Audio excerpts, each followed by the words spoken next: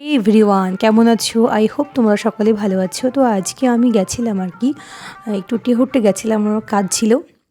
আর আমার কাজের সাথে সাথে আমার ভাগ্নের জন্য কিছু ড্রেসপত্র নেওয়ার ছিল, কেননা আমার দিদি আমাকে বলে দিয়েছিল যে ওকে তুই প্রতিদিন এখানে ওখানে যেখানে যাচ্ছিস, তোর কাজে ওকে নিয়ে যাচ্ছিস, তো ওর জন্য ভালো কিছু ড্রেস লাগবে আর কি। তো আমি ভাবলাম যে ঠিক আছে, এই যে মোহন বস্ত্রালয়, এটা প্রায় আজ থেকে 60 বছর আগের অনেক পুরনো একটা কাপড়ের দোকান। যখন আমরা ছোট ছিলাম তার আগে থেকেই, মানে আমার বয়স নিশ্চয়ই 60 হয়নি, অনেক আগের আর কি। তো এখানে গেছিলাম ওর জন্য কিছু দেখার জন্য, কিছু নেবার জন্য। তো ভালো লেগেছিল। আসল কথা হলো, আমার ভাগ্নে রানা, মানে আমি যেখানে যেখানে যাই, আমার ভাগ্নে তো সব জায়গায় মোটামুটি আমার সঙ্গে যায়। তো সে এখন বীরভূম যাবে বেড়াতে।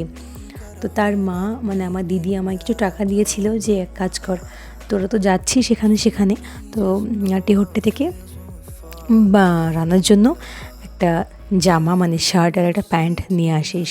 তো ভাবলাম তাহলে সব থেকে ঐতিহ্যবাহী পুরনো দোকান, এটা প্রায় 60 থেকে 70 বছরের পুরনো একটা দোকান। তো সেখানে আমরা গেছিলাম আর কি। আর এই যে দেখতে পাচ্ছ, ওর জন্য বলছিলাম যে এটা বার করুন সেটা বার করুন। তো ও ভীষণ খুশি পাচ্ছিল যে বাবা অনেক দিন পর নতুন ড্রেস হচ্ছে। আসলে নতুন ড্রেস পেলে আমরা সকলেই তো খুশি হই, সেখানে কি বাচ্চা কি বুড়ো। ভালো কিছু, নতুন কিছু জীবনে আসলে কার ভালো লাগে না? সবার ভালো লাগে। আমরা মানুষেরা তো যেমন খারাপ সময়ের জন্য আমরা অপেক্ষা করি, কেউ এটা বলবো না, তবে আমরা খারাপ কিছু হয়তো হয়ে যায়, কিন্তু ভালো সময়ের জন্য আমরা প্রত্যেকেই অপেক্ষা করি। তারপরে যাই হোক, একটু মাকেও সেদিনে নিয়ে গিয়েছিলাম। মাকে আমাদের একটু কাজ ছিল আর কি। তো সেই কাজের জন্যই ভাবলাম তাহলে ঠিকই আছে, মাকে একটু দেখিয়ে দিই। মা তো বাড়ি থেকে কোথাও বেরোতেই পায় না। আজকে যেহেতু একটা কাজ ছিল, সেই কাজের সুবাদে আসা হলো, তাই আর কি। তাই ভালোই হলো, আমি একা একা রান্নার ড্রেস পছন্দ করব, তখন যদি ভালো না হয়ে থাকে ওর মা তখন আমাকে আবার বকাবকি করবে। তাই ভাবলাম একটু মাকেও একটু ঘুরিয়ে নিয়ে বেড়াই। মা যদিও আসতে চাইছিল না, শুধুমাত্র একটা কাজ ছিল যে কারণে মাকে নিয়ে আসতে বাধ্য হলাম। তো বললাম যে তুমি একটা সুতির কাপড় নিয়ে নাও এমনি পরার জন্য। তো সেরকম ভালো কিছু দেখতে পেলাম না আসলে। এমনি কাপড়গুলো একটু পুজো পার্বণের দিনগুলোতেই ভালো ভালো আসে কালেকশানটা, এটা আমার মনে হয়। তারপরে আর মানে সেরকম কিছুই চোখে তো লাগে না। তো যাই হোক, আমরা ওই বাবুটার জন্য একটা জামা একটা প্যান্ট ওর নিয়ে আমরা আবার বেরিয়ে এলাম। আমাদের কিছু প্রয়োজনীয় জিনিস ছিল টুকিটাকি, সেটা দেখো আমার চ্যানেলের নামটা কিন্তু বলে দিলাম, তোমরা কিন্তু ভুলো না সেগুলো কেনাকাটা। যেমন ধরো ঘরের ঝাড়ু থেকে, ডাস্টবিন থেকে, আসলে মা এগুলো আসলে অন্য কিছু হোক বা না হোক, মানে বাড়ির যে ছোট ছোট জিনিসগুলো লাগে আমাদের দৈনন্দিন জীবনে, ব্যাগ, বাজার করার জন্য, এইগুলো হয়, এইগুলো মানে নিয়ে যেতেই হবে। এই হচ্ছে ব্যাপার স্যাপার আর কি। তারপরে প্রায় 2-3 মাস আগে মাকে এখানে এনেছিলাম।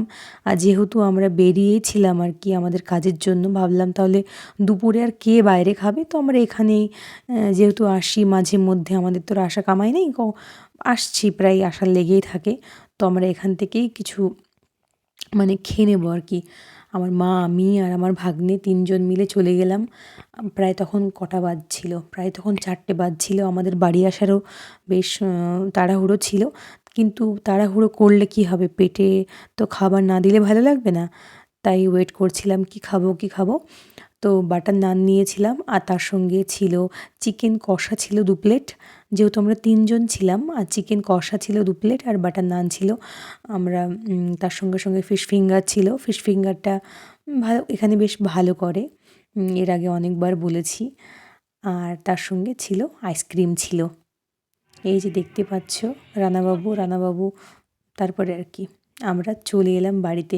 আর কোনো ভিডিও ক্লিপস নিতে পারিনি, এইটুকুই নিয়েছি। যদি তোমাদের ভালো লেগে থাকে বা এই ভিডিও যদি তোমাদের একটু মানে কি বলবো, দেখে ভালো লেগে থাকে, তাহলে অবশ্যই চ্যানেলটিকে সাবস্ক্রাইব করো, লাইক কমেন্ট শেয়ার ইচ্ছে হলে করো, তবে পাশে থেকেও এটাই বলবো। টাটা। আর হ্যাঁ, চ্যানেলটির কিন্তু সঙ্গে জুড়ে থেকো।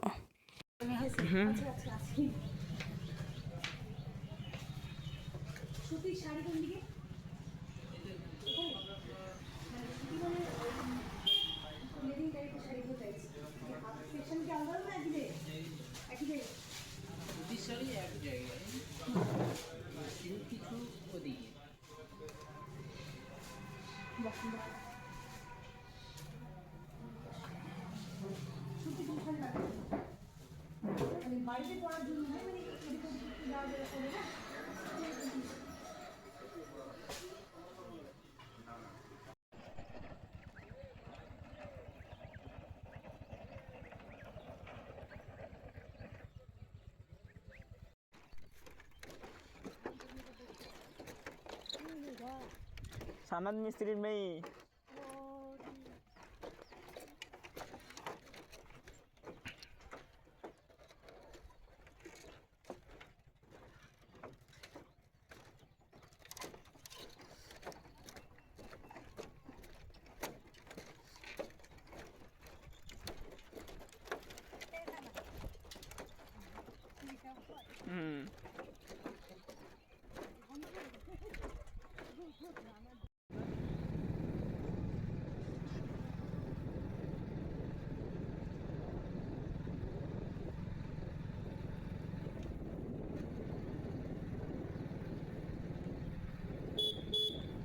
কিট কিট নাকি না বুঝি না না না হ্যাঁ